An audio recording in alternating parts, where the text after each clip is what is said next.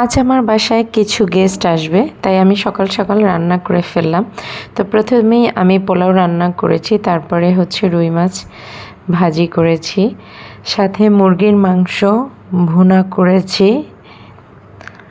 তো মুরগির মাংসটা আমি একটু ঝোল ঝোল রেখেছি, যেহেতু আমি গরু মাংসটা একদম ভাজি ভাজি করেছি, ছোট ছোট টুকরা করে একদম ভাজা ভাজা করেছি। ভাবলাম যেহেতু কোরবানি চলে গিয়েছে, অনেক মাংস খাওয়া হয়েছে, তাই একটা সবজি রেখেছি।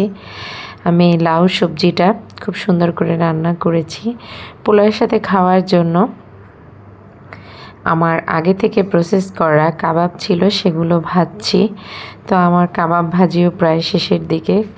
কাবাবটা ভাজি করে আমি সব রেডি করে রেখেছি। এখন এরপরে চিন্তা করলাম একটু ডাল হলে ভালো হয়, পরে আমি আবার একটু ডাল বোনা বসালাম। তো এই যে হচ্ছে ডাল বোনা। তো আজকে এই সব মেনুই ছিল।